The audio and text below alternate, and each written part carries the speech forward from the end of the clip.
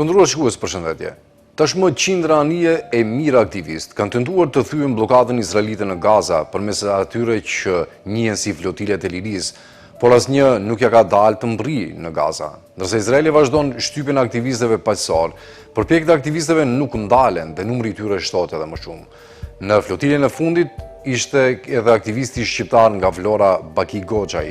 Ai dhe qindra të tjerë u rrëmbyen nga ushtria izraelite në ujërat ndërkombëtare, u dërguan në portin izraelit Ashdod dhe ju nështruan dhunës njerëzore të mbikëqyrur nga ministri ekstremist Itamar Ben-Gvir, pamjet të cilat, ashtu si ato të gjenocidit në Gaza për 3 vjet, bën xhiron e botës, duke goditur edhe mëtej imazhin e shtetit të vetëm demokratik të lindjes mesme dhe të ushtrisë më të moralshme në botë. Me ndërhyrjen e diplomatike të Turqisë, aktivistët u transportuan në Stamboll dhe nga aty u dërguan në vendet e origjinës. Më të arritur në Tiranë, Goxhaj rrefeu torturat njerëzore nga ushtarët izraelit, të cilët dhunonin në grup aktivistët.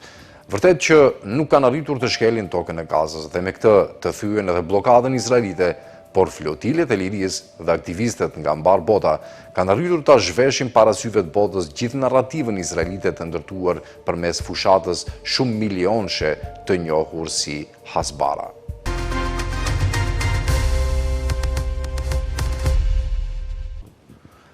Megjithë reagimet e shumta ndërkombëtare, ministri ekstremist izraelit Itamar Ben-Gvir nuk i bëhet fare vonë për sjelljet e tij njerëzore mbi aktivistët humanitar të rrëmbyer në ujërat ndërkombëtare dhe të cilët tentonin të thyenin bllokadën e paligjshme ndaj Gazës.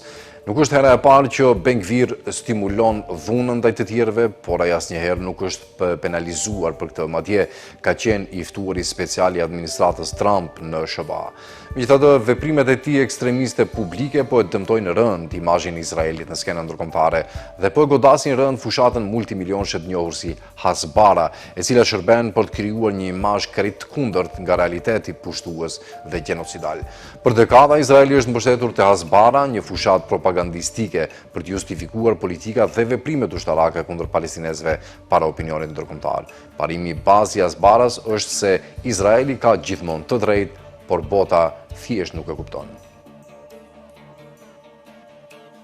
Një video e publikuar nga ministri izraelit i sigurisë kombëtare Itamar Ben-Gvir, në cilën ai shihet duke tallur aktivistë rrëmbyer nga flotila që synonte thyrjen e bllokadës së Gazës, ka shkaktuar reagime të ashpra ndërkombëtare dhe i ka dhënë një goditje të rëndë fushatës shumë milionëshe të marrëdhënieve publike të Izraelit, të njohur si Hasbara. Pamjet publikuara në rrjetin social X tregojnë Ben-Gvirin duke u mburrur, ndërsa aktivistët e flotilës Global Sumud qëndrojnë të gjunjëzuar në tokë, me sy të lidhur dhe duar të prangosura në portin e Ashdodit. Forcat detale izraelite kishin ndërnjes në ujëra ndërkombëtare pranë brigjeve të Qipros, duke rrëmbyer në mënyrë të paligjshme 430 pjesëmarrës. Nga këta, të paktën 87 kanë nisur grevë në solidaritet me më shumë se 9500 të burgosur palestinezë që mbahen në burgjet izraelite. Pamjet aktivistëve që tërhiqeshin zvarë në tokë shtyn disa vende, përfshirë Italinë, Francën, Holandën, Kanadan dhe Spanjën, të thrasin ambasadorët izraelit duke dënuar trajtimin e papranueshëm dhe shkeljen e dinjitetit njerëzor. Ekspertët argumentojnë se përpjekjet e edhshme për kontroll dëmi nga zyrtarët izraelit përfshirë kryeministrin Benjamin Netanyahu, i cili urdhëroi deportimin e shpejtë të aktivistëve, nuk burojnë nga ndonjë shqetësim moral për abuzimet, por nga dëmi katastrofik që u shkaktua imazhit global të Izraelit. Për dekada, Izraeli është mbështetur te Hasbara, një term hebraisht që përkthehet si shpjegim, një fushat propagandistike për të justifikuar politikat dhe veprimet ushtarake kundër palestinezëve para opinionit ndërkombëtar. Sipas analistit Fatih Nimer nga rrjeti El Shabaka, The Palestinian Policy Network, Hasbara është në thelb propagandë shtetërore, që synon zbukurimin e imazhit të okupatorit, duke përshtatur narrativa të ndryshme për audienca të ndryshme globale.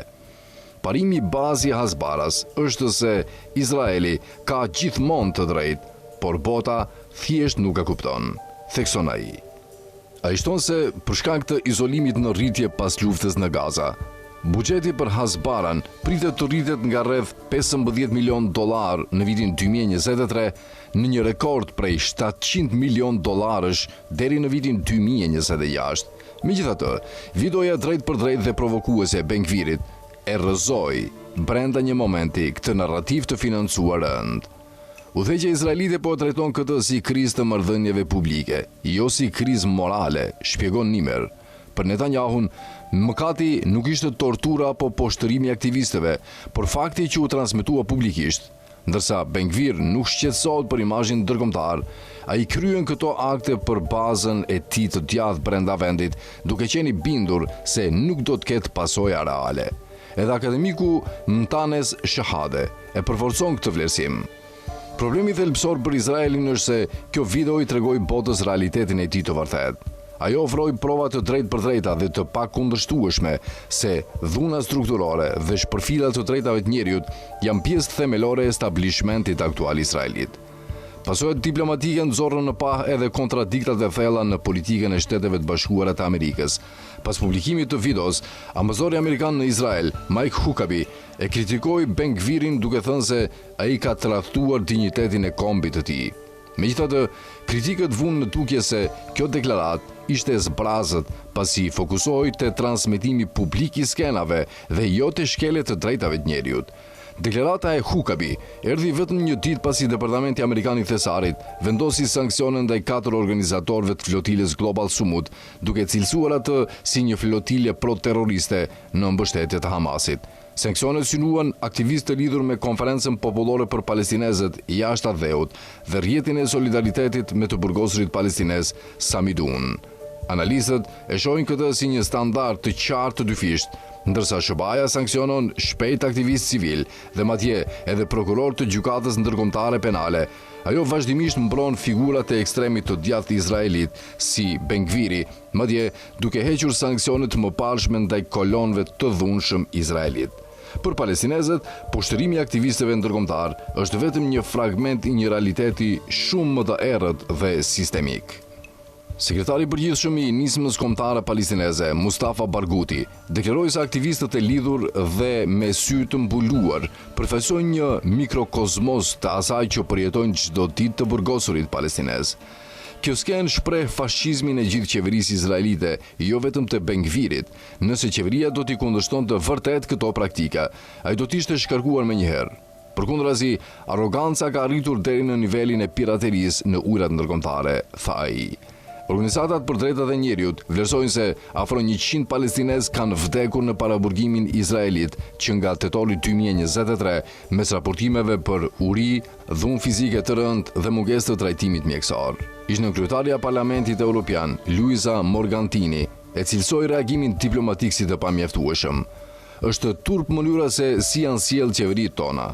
Ato janë bashkëfajtore, tha ajo, duke bërë thirrje për pezullimin e marrëveshjeve me Izraelin, ndalimin e shitjeve të armëve dhe mbështetjen aktive të urdhër arresteve të gjykatës ndërkombëtare penale ndaj liderëve izraelit. Pavarësisht ndërhyrjeve ushtarake dhe sanksioneve amerikane, aktivistët dhe analistët bien dakord se flotiljet të nisura që nga viti 2009 kundër bllokadës toksore, detare dhe ajrore të Gazës kanë arritur të ekspozojnë kufijtë e forcës izraelite. Duke cituar psikologun amerikan Abraham Maslow, Nimer thekson: "Nëse i vetmi mjet që ke është çekiçi, çdo problem të duket si gozhd." Kjo është mënyra e vetme se si ushtria izraelite di të veprojë, përmes forcës brutale dhe piraterisë, shton ai. Roli i Hasbaras ishte ta racionalizonte këtë dhunë për konsum global, por ndërsa flotilet vazhdojnë të sfidojnë blokadën, ato po grumbullojnë fitore të vogla dhe po përshpejtojnë ndjeshëm izolimin popullor global të Izraelit, duke dëshmuar se makineria propagandistike shumë milionëshe nuk mund të fshehë më realitetin në terren. Në vitin 2024, ushtarët izraelit në grup dhunuan seksualisht një të burgosur palestinez. Këtë kemi parë të gjithë, madje këta përdhunues janë shpallur heronj në gjithë Izraelin dhe më gjërë. Në vitin 2003, aktivisti amerikane 23 vjeçare Rachel Corrie u shtyp për vdekje nga një buldozer izraelit në Gaza, ndërsa përpiqej të ndalte shemben e një shtëpie palestineze. Në maj 2010, komando izraelite ndërpren një flot drejt Gazës në ujrat ndërkombëtare dhe vran 9 aktivist në bordin e anijes Mavi Marmara. Në maj 2022, gazetare palestinizo-amerikane Shirin Abu Akleh, e cila punonte për Al Jazeerën, u qellua në kokë dhe u vra nga një steper izraelit në bregun perëndimor të pushtuar.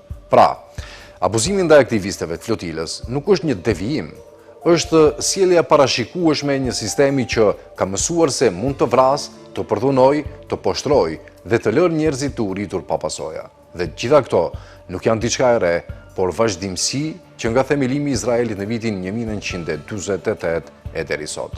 Sa do tronditëse të jetë, videoja abuzimit me aktivistët e flotilës Global Sumut nuk do befasoj askënd që kanë ndjekur trajtimin që Izraeli u bën të ndaluarve palestines apo aktivistëve dhe punonjësve të huaj humanitar. Grupi Izraelit për drejtat e njerëzit, B'Tselem, publikoi në gusht 2024 raportin Welcome to Hell, një analizë gjithëpërfshirëse mbi abuzimin e të ndaluarve palestines si çështje politike shtetërore. Sipas B'Tselem, palestinezët që mbahen pa akuza i nështron rregullisht abuzimit seksual, rrahjeve, përdorimit të qenve, privimit nga gjumi dhe poshtërimit.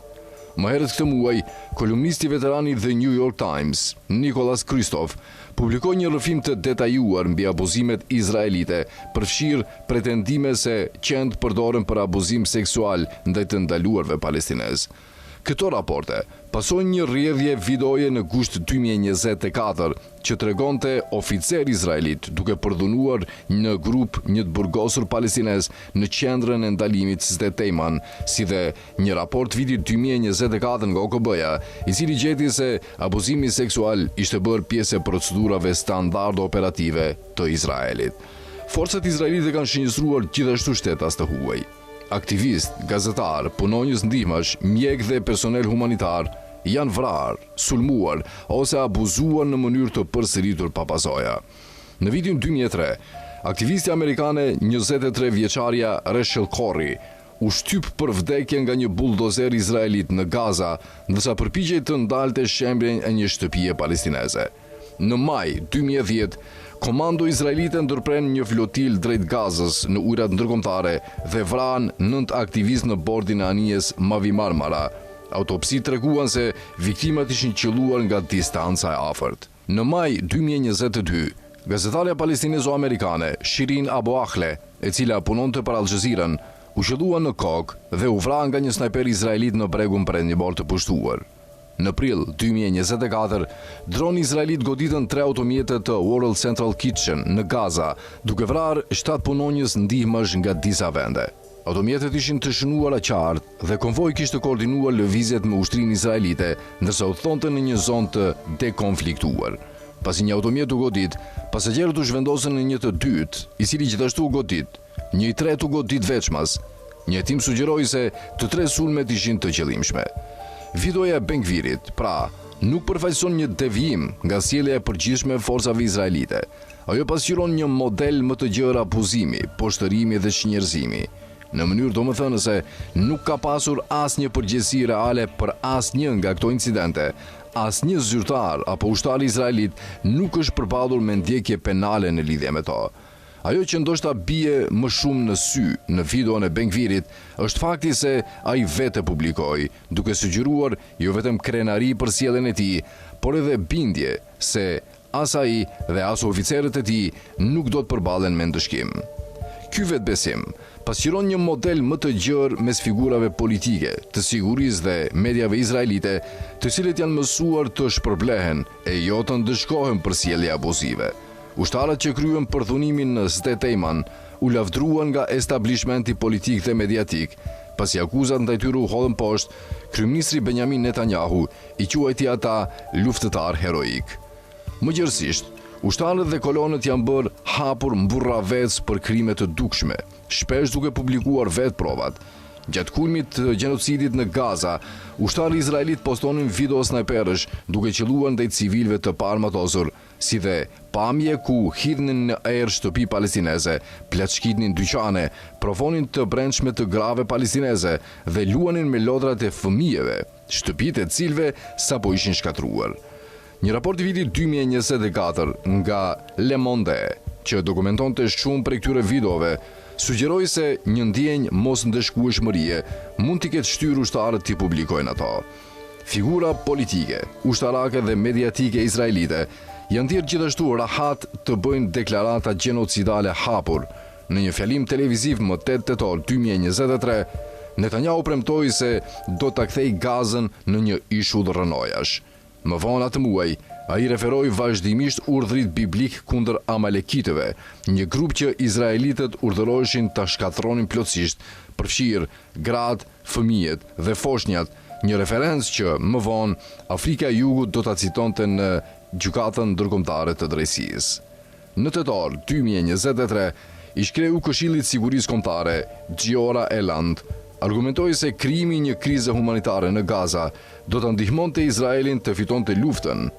Më vonë ai paraqiti atë që u njoh si plani i gjeneralëve, një propozim për urinë e detyruar palestinezëve në veri të Gazës. Retorika gjenocidale është përhapur edhe në mediat izraelite. Në Channel 14 të Izraelit, një moderator pyeti një të ftuar nëse ishte e pranueshme që Izraeli të qëllonte civil në Gaza.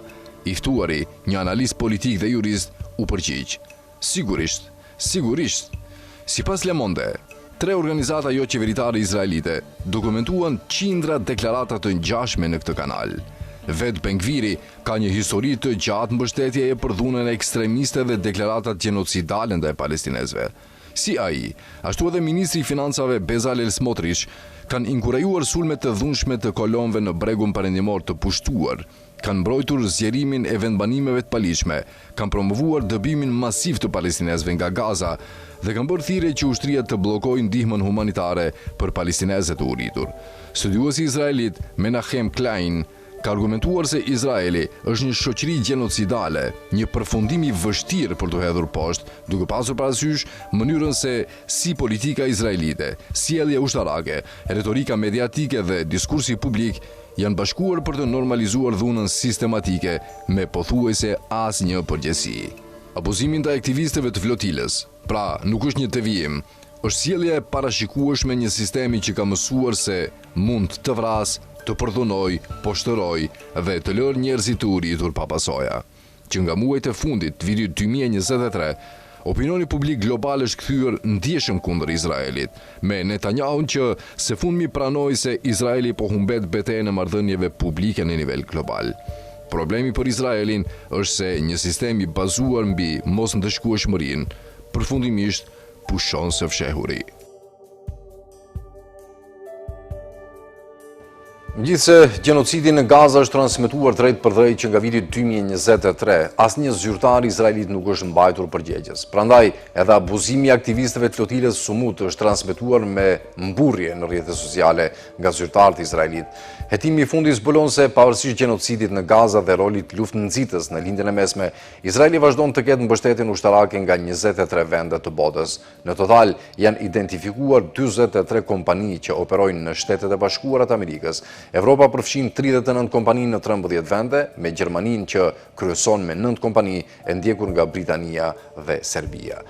Ndërkohë, India renditet mes kontribuesve më të mëdhenj në Azi, me 7 kompani së bashku me kompani nga Japonia, Korea e Jugut dhe Kina. Po ashtu, raporti i kushton vëmendje të veçantë kompanive si Microsoft, Google dhe Amazon, duke i përshkruar si shtylla kryesore të infrastrukturës cloud dhe të inteligjencës artificiale të Izraelit. Një hetim i bazuar në burime të hapura nga Arabi Post identifikoi 130 kompani nga 23 vende në 6 kontinente, të cilat vazhduan furnizonin Izraelin me armë, teknologji, mbështetje logjistike dhe shërbime industriale nga tetori 2023 deri në maj 2026. Raporti argumenton se këto zinxhir furnizimi kanë mbetur aktiv pavarësisht thirrjeve të përsëritura ndërkombëtare dhe masave të Kombeve të Bashkuara që u bënin thirrje shteteve të ndalonin transferimin e armëve të lidhura me operacionet ushtarake të Izraelit. Sipas hetimit, struktura e mbështetjes shtrihet përtej prodhimit të drejtë për drejtë të armëve dhe përfaqëson atë që studiuesit e përshkruajnë si një ekosistem industrial shumëkombësh që mbështet operacionet izraelite në Gaza, bregun perëndimor të pushtuar, Liban, Siri dhe Iran. Studiuesit u mbështeten në dokumentet me burime të hapur, përfshirë regjistra zyrtar, raporte institucionale, deklarime të kompanive, raportime investigative dhe të dhëna publike.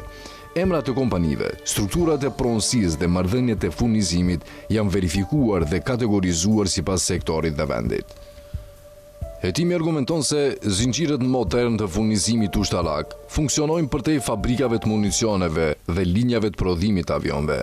Sipas studiuesve, këto rrjete përfshin teknologji me përdorim të dyfisht dhe shërbime që variojnë nga elektronika dhe telekomunikacioni deri te softwarët, sistemet logjistike, materialet industriale dhe infrastruktura cloud. Raporti përshkruan këto si pjesë të një strukture të vazhdueshme mbështetjeje që ruan kapacitetet ushtarake në kohë. Gjithashtu, hetimi thekson se raportimet e mëparshme shpesh fokusoheshin në paketat shtetërore të ndihmës ose në marrëveshje të mëdha armësh, ndërsa ky studim synon të hartëzojë edhe rolin e kompanive publike dhe private si furnizues të vazhdueshëm. Raporti i gjeti se kompanitë amerikane përbëjnë grupimin më të madh kombëtar, duke zënë më shumë se 1/3 e firmave të identifikuara. Ndërto përfshihen Boeing, Lockheed Martin, RTX, Northrop Grumman, General Dynamics, Palantir Technologies, Google, Microsoft, Amazon dhe Caterpillar. Në total, janë identifikuar 43 kompani që operojnë nga SBA-ja. Europa përfshin 39 kompani në 13 vende, me Gjermaninë në krye me 9 kompani, e ndjekur nga Britania dhe Serbia. Raporti identifikon gjithashtu një prani të konsiderueshme izraelite me 22 kompani vendase, përfshirë Elbit Systems, Israel Aerospace Industries dhe Rafael Advanced Defense System. Ndërkohë, India renditet mes kontribuesve më të mëdhenj në Azi, me 7 kompani, së bashku me kompani nga Japonia, Korea e Jugut dhe Kina. Sipas hetimit, kjo shpërndarje pasqyron një strukturë globale mbështetjeje ushtarake, që shtrihet në Amerikën e Veriut, Europë, Azi, Afrikë dhe Oqeani. Raporti klasifikon kompanitë sipas sektoreve si industria e mbrojtjes, logjistika dhe transporti, siguria kibernetike, inteligjenca artificiale, energjia, inxhinieria dhe materialet prodhuese. Industria e armëve dhe mbrojtjes përbën më shumë se gjysmën e kompanive të identifikuara. Megjithatë, studiuesit theksojnë se mbështetja teknologjike po merr një rol gjithnjë më kritik në operacionet ushtarake. Siguria kibernetike, sistemet e inteligjencës artificiale, shërbimet cloud dhe infrastruktura e përpunimit të dhënave përbëjnë rreth 10% të sektoreve të identifikuar.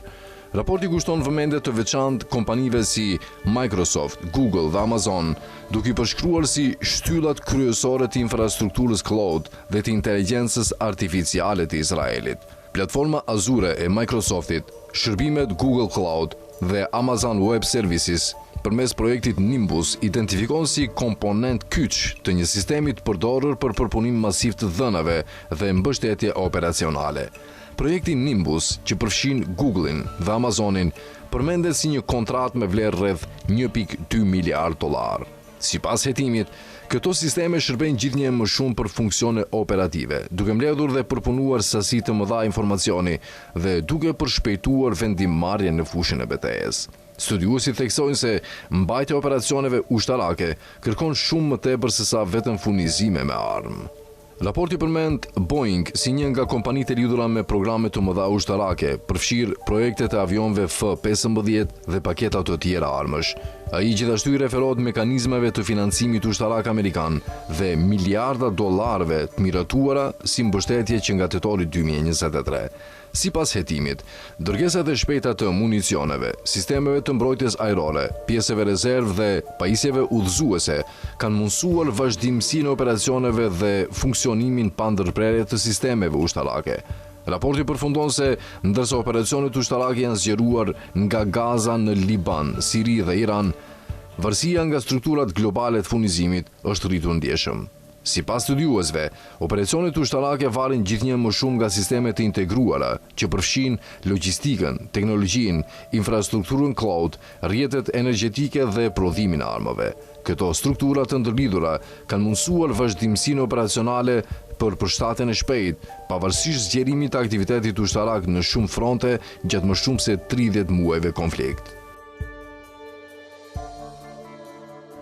Paralelisht me mbështetjen ushtarake në shërbim të Izraelit janë vënë edhe mediat perëndimore në përgjithësi, duke shërbyer propagandës sioniste dekada me radhë. Mes frikës nga akuzat për antisemitizëm dhe krizës së thellë të integritetit profesional, redaksitë kryesore perëndimore po zgjedhin gjuhë të butë, po shmangin terminologjinë juridike si gjenocid dhe spastrim etnik, dhe po deformojnë kontekstin historik, duke ndërtuar një narrativ që paraqet luftën në Gaza si të justifikuar dhe të shkëputur nga dekadat e pushtimit, bllokadës dhe apartheidit, dhe kështu po shndrohen në mekanizma që prodhojnë pëlqim publik për dhunën sistematike, duke ndikuar drejt për drejt në perceptimin global dhe në legjitimimin e politikave izraelite. Platformat mediatike perëndimore që shfaqin një këmbgulje për të ruajtur një marrëdhënie bas-kap me konsumatorët janë ndërshumë frikantsak brenda komunitetit gazetaresk që në mënyrë të rregullt zbusin gjenocidin e Izraelit në Gaza. Bas-kap i referohet një filozofie politike raciste të përhapur gjatë apartheidit në Afrikën e Jugut, e ngjashme me sundimin kolonial. Të dyja ushtrojnë supremaci, pushtet dhe kontroll, shkruan gazetari Iqbal Jasad. Ironikisht, pavarësisht dominimit që zotron, banorët e mediave perëndimore shmangin përplasjen me regjimin kolonial të vendbanimeve hebraike, Izraelin. Shumë faktorë shpjegojnë atë që mund të përshkruhet më së miri si frika cakëri, por më dominuesi është frika e madhe nga intimidimi dhe akuzat për antisemitizëm. Në thelb qëndron një rregull i pashkruar që dikton formatin e mbulimit të çështjeve që lidhen me Izraelin, një tradhtie plot ndaj etikës së gazetarisë. Erozioni i besimit dhe integritetit buron nga vetcenzura, e cila çon në minimizimin e realitetit brutal të shkallës së tmerrit të shkaktuar nga regjimi Netanyahut në Gaza. Modeli i kolonizimit është i dukshëm si në zgjedhjen e gjuhës së butë, ashtu edhe në mungesën e kontekstit kritik. Të kritikosh rezistencën palestineze, duke nisur nga 7 tetori 2023, pa shpjeguar dekadat të pushtimit paligjshëm izraelit, bllokadën 17 vjeçare të Gazës dhe statusin juridik të territorit sipas së drejtës ndërkombëtare, është thellësisht e padrejtë, e njëanshme dhe mashtruese, vlerëson gazetari Jasad. Në fakt, mund të argumentohet se raportimet mediatike që nisin me 7 tetorin, duke paraqitur justifikimin e Izraelit si një luftë të drejtë apo kundër terrorizëm, ndërsa anashkalojnë kontekstin historik të pushtimit, bllokadës dhe apartheidit, janë të parazvlerëshme me prodhimin e pëlqimit për gjenocidin. Në mungesë të këtij konteksti thelbësor, platformat mediatike veprojnë si dhoma jehone të Hasbaras, propagandës izraelite. Raportimet dhe komentet që burojnë nga këto mungesa thelbësore ushqejnë narrativat sioniste që synojnë të justifikojnë gjenocidin.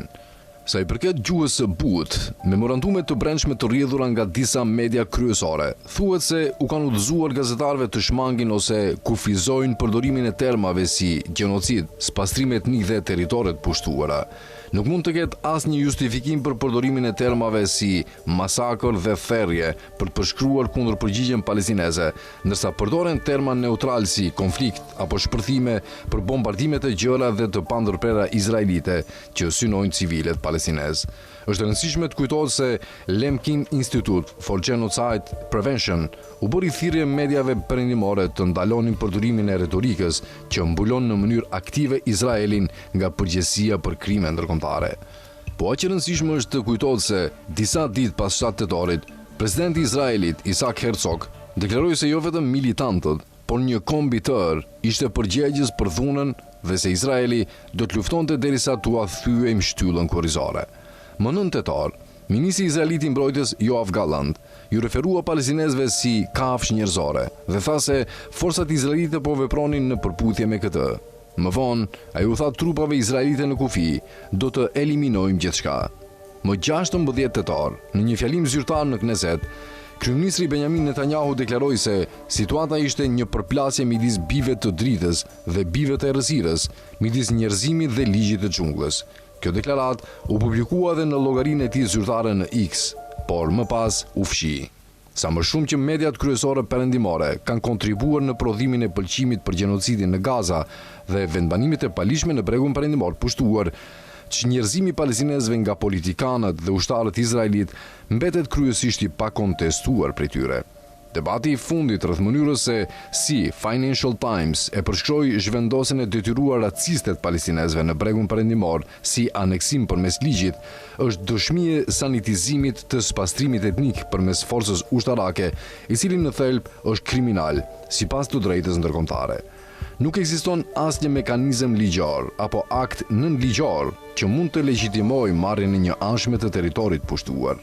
Në korrik 2024, Gjykata Ndërkombëtare e Drejtësisë, organi më i lartë juridik në botë, dha një vendim historik. Prania e Izraelit në territorin e pushtuar palestinez është e paligjshme. Gjykata përfundoi se Izraeli duhet t'i jap fund pushtimit sa më shpejt jetë mundur, të ndalojë gjitha aktivitetet e reja të vendbanimeve dhe të evakuojë të gjithë kolonët.